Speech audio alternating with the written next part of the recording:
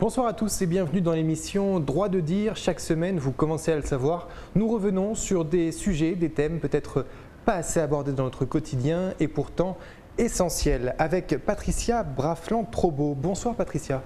Bonsoir Marius, bonsoir aux téléspectatrices et téléspectateurs d'Éclair Télévision. Alors cette semaine, vous vous êtes intéressé au management féminin. Pourquoi et à quel moment avez-vous fait ce choix ?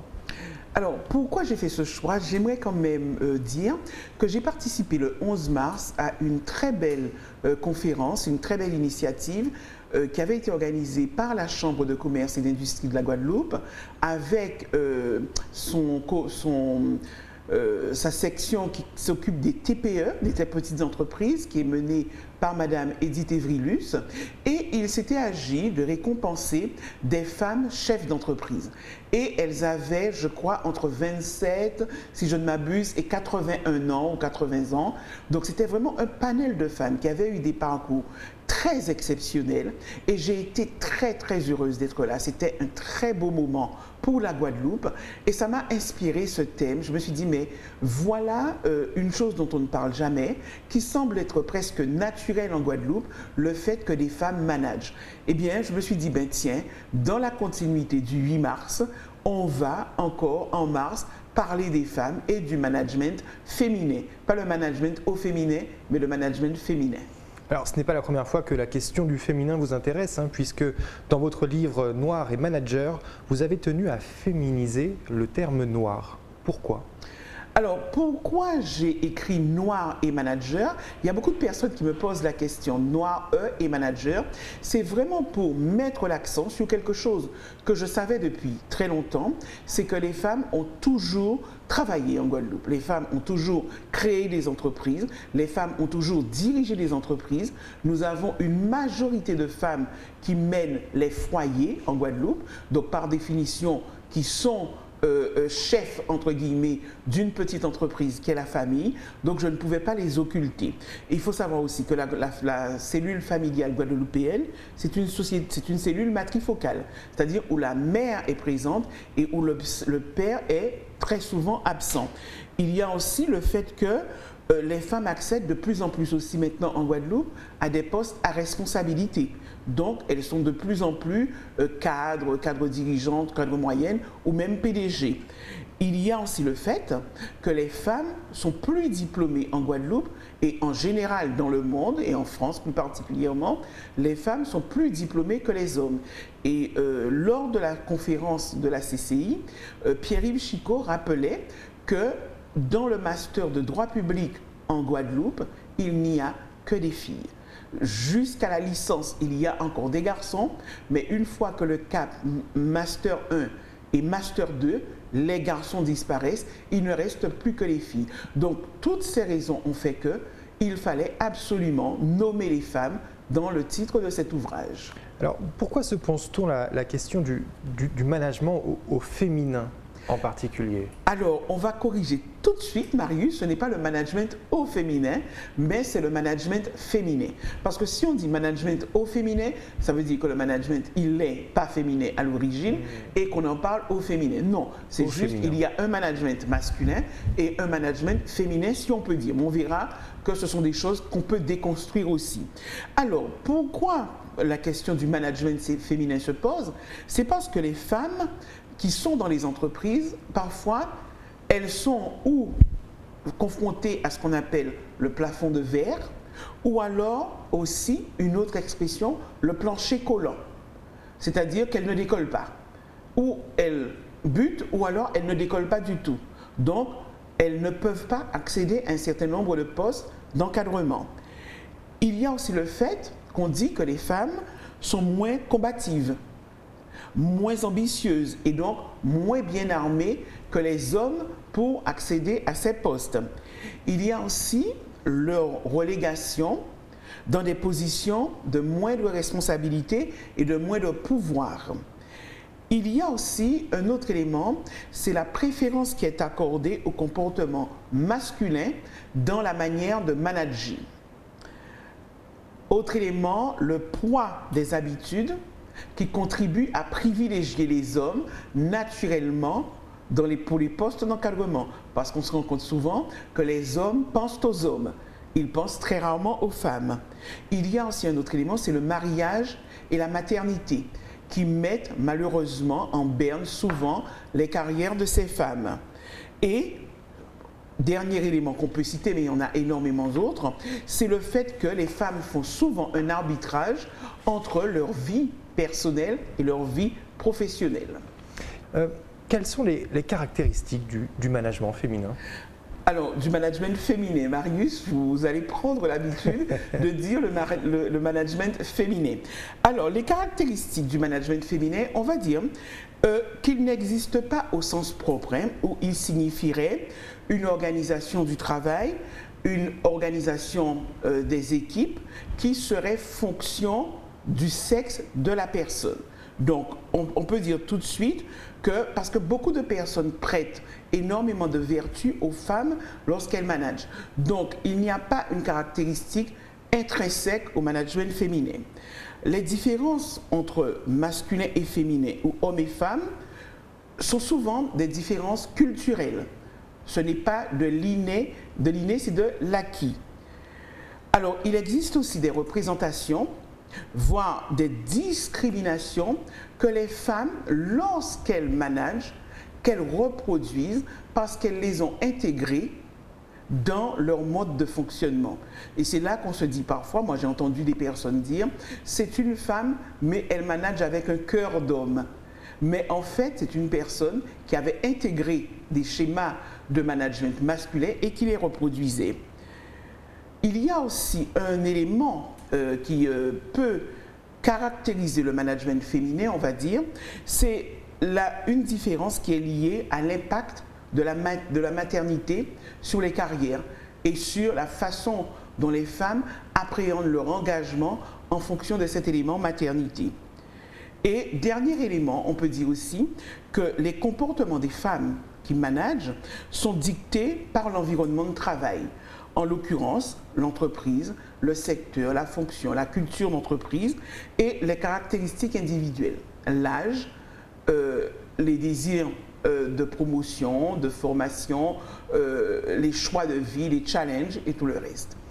Qu'est-ce que peut apporter le management féminin à l'entreprise et même à la société en général ? Alors, ce management féminin, il a été démontré par de nombreuses études que plus l'encadrement de l'entreprise est féminisé, plus il y a de la performance au niveau des directions, qu'elles soient financières, comptables, économiques, sociales et tout le reste. Notamment, il y a une grande étude qui a été menée là-dessus en 2004 aux États-Unis et il est démontré que la forte féminisation des postes d'encadrement entraîne de la performance. Autre chose, les entreprises qui ont une politique active de promotion des femmes dans les équipes de direction obtiennent un climat social et un climat propice en général à la négociation et au compromis. L'autre apport aussi, c'est le niveau de formation. Les femmes, on l'a dit au début, elles sont extrêmement formées et elles n'hésitent pas à se remettre en question, à repartir en formation beaucoup plus souvent et beaucoup plus facilement que les hommes. Il y a aussi l'histoire personnelle et sociale de ces femmes, qui est différente des hommes, naturellement, et elles ont souvent des comportements en matière de management qui sont en phase avec les attentes, surtout les attentes nouvelles des entreprises. Un autre apport des femmes dans le management, c'est qu'elles sont moins dans le rapport de force. Elles sont moins dans l'affrontement, dans le jusqu'au-boutisme, car elles ne sont pas soumises aux injonctions de la masculinité. Lorsque les hommes sont dans des postes de pouvoir, ils ont tellement intégré que ces postes exigent force, violence parfois pour se faire respecter, qu'ils en oublient que ce n'est pas naturel. Et parfois, les femmes cassent avec cette injonction parce qu'elles ne la subissent pas tout simplement. Et il suffit de regarder parfois les conflits sociaux ou alors le conflit en Ukraine, on se rend bien compte qu'il y a une bonne part de testostérone qui s'exprime dans ces conflits. Alors, les femmes adhèrent beaucoup plus aussi au management participatif, fondé sur le partage du pouvoir. Elles n'ont pas un besoin viscéral de maintenir, de captiver le pouvoir. Et elles ont aussi un rapport au pouvoir et à l'autorité qui se manifeste par une certaine modestie dans les interventions. Et j'ai envie de citer une pratique qui a été érigée aux États-Unis en 2010 par un groupe féministe et ça s'appelle le mansplaining. C'est-à-dire, ça vient de man et explaining. C'est-à-dire le fait que des hommes, lorsqu'ils sont même pas toujours en situation de pouvoir, mais souvent ils se prennent à avoir une espèce de suffisance et de condescendance par rapport aux femmes et se posent en experts où ils expliquent des choses à des femmes qui sont parfois beaucoup plus qualifiées qu'eux. Et ça, c'est une posture qu'on ne trouve pas chez les femmes parce qu'elles n'ont pas été formées à ça, elles ne sont pas dans ce moule. Et juste, alors on va terminer par deux autres éléments sur les apports. C'est un travail qui se fait souvent avec les collaborateurs et les collaboratrices et non au-dessus. Donc elles sont toujours dans la participation le plus souvent. Et il y a aussi beaucoup de solidarité vis-à-vis des collaborateurs et des collaboratrices, notamment concernant les situations familiales, la promotion des femmes. Et on peut citer deux femmes qui ont démontré qu'elles étaient, même trois, qu'elles étaient très avant-gardistes sur le sujet de la promotion des femmes. En Guadeloupe, on a Lucette Michaud-Chevry qui a fait émerger énormément de femmes en politique et même dans le niveau économique. En Allemagne, avec Angela Merkel, qui a aussi fait émerger beaucoup de femmes. Et une troisième qui a été présidente du MEDEF en France pendant une période, qui est Florence Parisot, Laurence Parisot, je crois, Laurence le prénom, je crois, si je ne m'abuse, qui a fait aussi émerger énormément de femmes et qui était très entourée de femmes lors de son mandat. Alors, le management le plus répandu, ça reste quand même celui des hommes. Est-ce que celui-ci influence le management des femmes? Incontestablement, le management masculin. Alors, vous avez vu, on ne dit pas le management au masculin, Marius, donc on fait attention à cela. Le management masculin influence incontestablement le management féminin. Pourquoi? Parce que les femmes qui atteignent les plus hauts sommets de la hiérarchie ont presque toujours dû mettre en place des stratégies particulières pour y arriver. Soit sacrifier la famille en partie, soit faire des concessions sur les salaires, traîner dans des réunions où elles s'ennuient à mourir, mais comme il faut y rester et souvent le soir tard, donc elles y restent. Mais elles savent très bien que ça n'est d'aucune efficience pour l'entreprise et que ce n'est pas ça qui fait progresser. Mais pour progresser, elles sont obligées de mettre en place toutes ces stratégies particulières. Il faut aussi qu'elles dépassent toutes les attentes. C'est-à-dire qu'elles doivent en faire plus que tout le monde. Elles doivent toujours être compétentes. Il faut qu'elles adoptent aussi un style qui convient aux hommes. Et c'est comme ça qu'on peut voir parfois que certaines femmes, notamment, mais on l'a aussi vu en Guadeloupe, mais au Japon, ça s'est vu, les femmes qui ont accédé à un certain niveau de pouvoir dans les entreprises ou même de richesse, qui fument le cigare. Et même en Guadeloupe, on a remarqué que certaines des femmes qui occupaient des postes à responsabilité avaient tendance à fumer aussi parce que c'était un milieu d'hommes et que les hommes fumaient, donc elles fumaient aussi. Elles recherchent des responsabilités difficiles et à forte visibilité parce qu'il faut toujours prouver qu'on peut et qu'on peut plus que les autres. Il faut qu'elles aient souvent un mentor influent. C'est difficile qu'elles réussissent seules.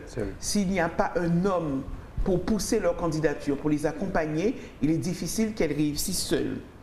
Alors, il faut dire aussi que certaines femmes influencées par les hommes dans le management se comportent avec une certaine violence. Et une certaine violence vis-à-vis des femmes, particulièrement, qu'elles voient comme des hommes elles-mêmes. Et il est arrivé que certaines femmes qui se voyaient comme des hommes à des postes à responsabilité, eh bien, à un moment, dans l'organisation, les hommes qui étaient au pouvoir les ont renvoyés dans leur féminité et elles ont compris que le tout, ce n'était pas de mimer les hommes, mais de rester soi-même. Et puis, dernier élément, beaucoup de femmes qui managent vont vous dire qu'elles sont plus à l'aise avec les hommes qu'avec les femmes, qu'elles préfèrent travailler avec les hommes au lieu de travailler avec les femmes. Donc ce sont tous ces comportements masculins qui influencent les femmes qui sont dans des positions de management. Alors aujourd'hui, quelles sont les évolutions possibles pour le management féminin ou le management des femmes? Alors, les évolutions possibles, elles sont de plusieurs ordres. Il va y avoir l'intérêt pour les managers de montrer des qualités d'écoute, d'empathie, pour casser un peu tous les excès que l'on a eu l'occasion d'observer avec le management par les hommes. Il y a aussi la valorisation de management féminin, par exemple, pour rejeter la souffrance au travail, le stress, les risques psychosociaux. La perte de sens au travail, le harcèlement, les licenciements abusifs, tout cela, beaucoup d'entreprises vont promouvoir des femmes pour casser cette spirale qui est nuisible à l'entreprise.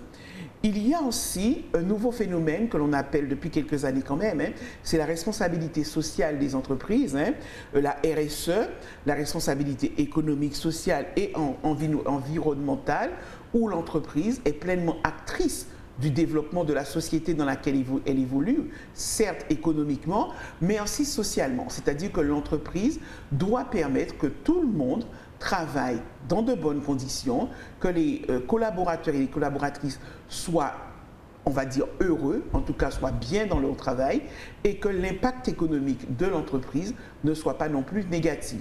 Et souvent, sur les postes de chargés de RSE, responsabilité sociale des entreprises, on trouve très souvent aussi des femmes. Alors, il faut faire attention aussi non plus à ne pas attribuer aux femmes trop de qualité dans le management. Pourquoi? Parce que cela reviendrait à conforter des stéréotypes, c'est-à-dire la femme douce, gentille, attentive. Non, ce n'est pas cela. Il ne s'agit pas de remplacer un stéréotype par un autre et encore moins de dire que les hommes sont incapables d'empathie et d'écoute. Donc, le management féminin apporte certes j'ai envie de dire la culture et l'éducation d'une manière générale féminine dans l'entreprise, mais il n'est pas dit que lorsqu'il s'agit aussi d'être strict, d'être intraitable, que les femmes ne savent pas l'être. Et on a parlé par exemple de Margaret Thatcher, c'était la main de fer dans le gant de velours. Donc les femmes savent être extrêmement strictes, savent être de très très bonnes managers, tout en gardant l'humanité, et parce qu'on peut prendre des décisions très difficiles tout en restant humain. Alors, avec vos propos, cette question se pose, Patricia Braflant-Robaud. Y a-t-il un management féminin à proprement parler ou un management par des femmes? Alors, il y a un management par des femmes, naturellement. Alors, des femmes avec leur culture, leur éducation, leur histoire de vie, leur façon d'être par rapport à la société, parce qu'il faut rappeler quand même, et ça c'est Simone de Beauvoir, mais c'est la deuxième fois que je la cite d'ailleurs, c'est Simone de Beauvoir qui le disait, on ne naît pas femme, on le devient. On ne naît pas homme, non plus, on le devient. Et donc, femmes et hommes sont forgés par la société dans le moule de la masculinité ou de la féminité. Ce que nous devons retenir, c'est que les deux peuvent être de très bons managers en gardant les valeurs humaines, tout simplement. On fabrique des hommes, on fabrique aussi des femmes. Il s'agit de fabriquer des managers humains et je pense que, pour le moment en tout cas, les femmes ont à apprendre aux hommes à les rejoindre dans ce management féminin. J'espère que le message va passer. Merci Patricia Braflant-Trobo. On vous retrouve la semaine prochaine, même heure, même chaîne pour une prochaine émission. Merci. Droit de dire, c'est désormais terminé. Merci de nous avoir suivis. On vous retrouve la semaine prochaine pour un prochain numéro.